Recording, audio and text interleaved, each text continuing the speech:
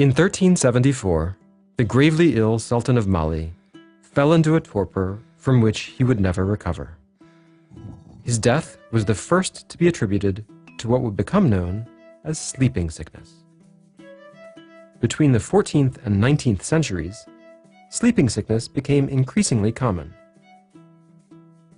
At the end of the 19th century, the first major epidemic struck Uganda and the Congo Basin.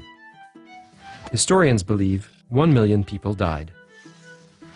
Meanwhile, colonization, which resulted in deforestation, road construction, and population displacements, all contributed to the spread of the disease. In 1901, English biologists Ford and Dutton identified in patients' blood the cause of the disease, a parasite called the trepanosome. In 1903, a British physician, David Bruce, discovered the vector of the parasite, the tsetse fly. In 1905, tests were performed on the first treatment, atoxyl, a highly toxic arsenic compound that can cause blindness. At the beginning of the 1920s, colonial medicine attempted to eradicate the disease. Eugène Jameau, a French military doctor and director of the Pasteur Institut in Brazzaville, laid the foundations for what came to be called Jameau's doctrine, identifying and treating all possible cases to eliminate the reservoir of parasites in humans. Armed with microscopes, he and his mobile teams traveled to the remotest of regions, seeking out patients they then treated with arsenic derivatives. In Cameroon, between 1919 and 1930, Jameau's doctrine brought down prevalence, meaning the percentage of the population with the disease, from 60% to 4%. In 1949, Swiss chemist Ernst Friedheim came up with the idea of combining an arsenic derivative with an antagonist used against arsenic-based gases during World War II. His drug, melarsoprol, is still used, albeit rarely, in the advanced stage of the disease. In the 1960s, as the colonizers departed from most of the affected countries, interest in the disease declined, and the tsetse fly reappeared. An epidemic broke out in 1970 and reached its peak in 1998. Efforts made since have seriously reduced the number of cases, and the World Health Organization has set itself the objective of eradicating sleeping sickness by 2020.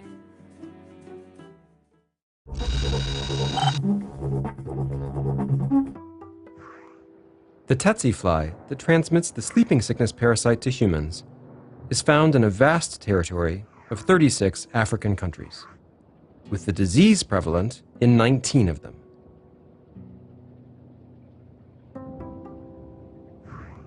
Within a country, sleeping sickness affects areas from small villages to entire regions.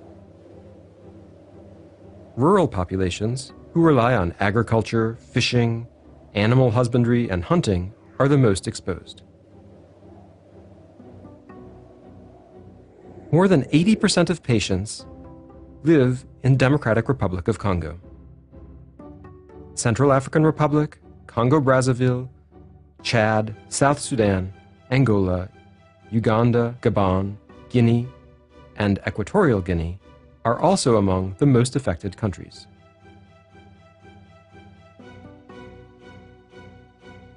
The impact of conflicts is manifest in that they disrupt health systems and force people to flee. Uganda in the 1980s is an illuminating example. The civil war in Uganda drove people in the northwest of the country to seek refuge in what is now South Sudan, where sleeping sickness has always been present. Meanwhile, the tsetse fly proliferated on land left uncultivated in Uganda. When the refugees returned home, people who had been infected in Sudan, who had become human parasite reservoirs, brought the disease back into Uganda. In 1986, cases of sleeping sickness soared in the region.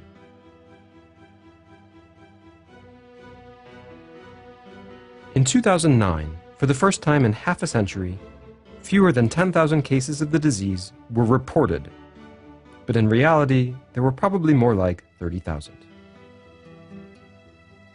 As long as people continue to carry the parasite, the human reservoir won't dry up and the tsetse fly will continue to spread the disease. The danger lies in regions where the disease is considered almost eradicated, as health services may relax their vigilance.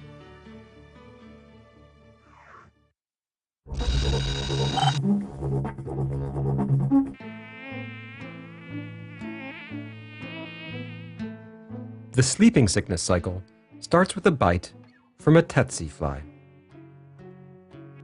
If the fly bites someone who's already sick, it ingests parasites as well as blood. These parasites, called trypanosomes, accumulate in the fly's gut. 20 days later, they migrate to the tsetse fly's salivary glands and are ready to infect another victim when the fly next bites. The parasite enters the lymphatic system and then passes into the bloodstream and circulates through the body. At first, the host's immune defenses attack the parasite. To shield themselves, the parasites mutate, change form, and escape from the host's immune system, until they're recognized and attacked by another wave of antibodies.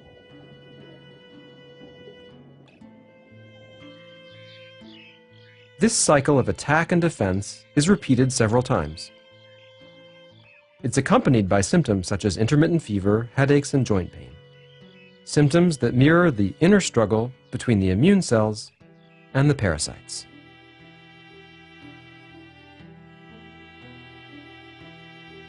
These first phase symptoms are sometimes too mild to be detected, but this is when it is actually easiest to treat the disease.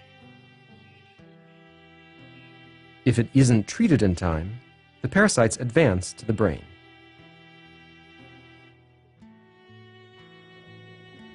The blood-brain barrier is there, a filter to protect the brain against pathogens, toxins, and hormones circulating in the blood. But the trypanosomes breach it. At this stage, the disease is much more difficult to treat, as the blood-brain barrier also blocks some drug molecules.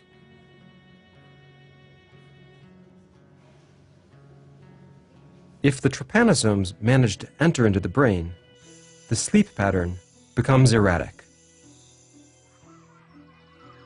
Infected people develop poor coordination and become confused, alternating between episodes of severe fatigue and agitation. Sleeping during the day, they can't sleep at night. The deterioration of the nervous system leads to coma. Left untreated, sleeping sickness is fatal.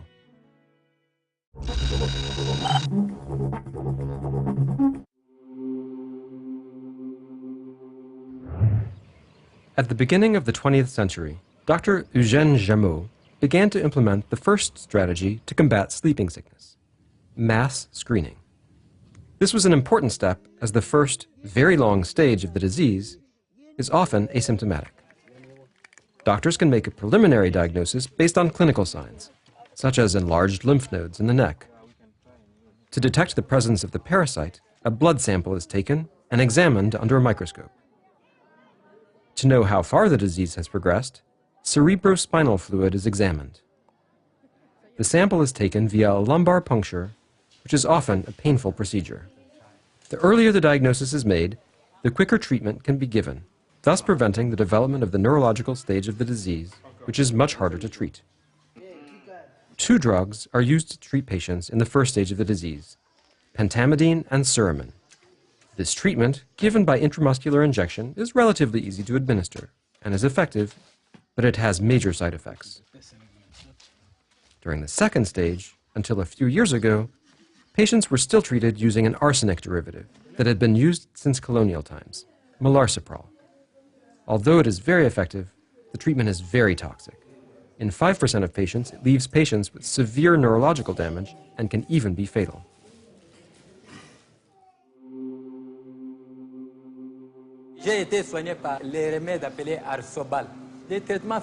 I was treated with a medication called Arsobal. The treatment really hurt. It was given intravenously, but it hurt. It burned. When they injected Arsobal, after the injection, we would open our mouths. The heat, really, it burned. During the 1990s, almost by accident, it was discovered that an anti-cancer drug, eflornithine, was effective against sleeping sickness. It is more effective and less dangerous than melarsoprol, but it is complicated to use. 4 infusions a day for 14 days. In remote areas, it was nearly mission impossible. Many doctors had no choice but to use the old drug melarsoprol.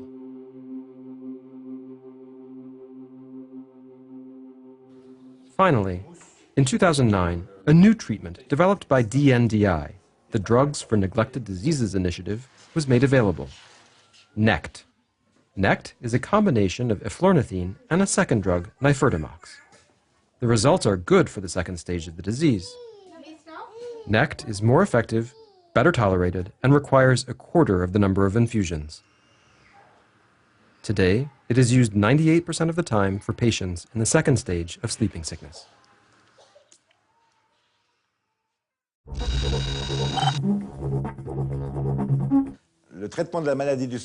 Currently, sleeping sickness is treated with a medication called NECT, which requires 7 days of infusions, 2 hours per day, twice a day.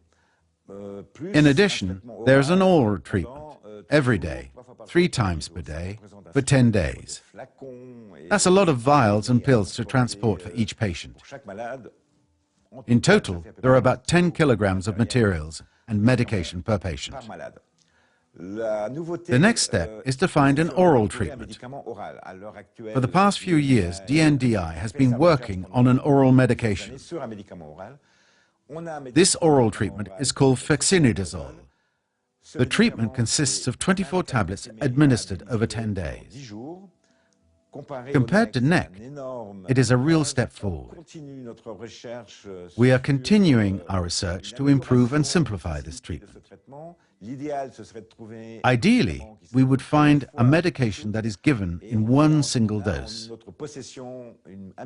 We're studying one medication, part of the oxaborole family, that would be given as a single dose to treat the whole disease.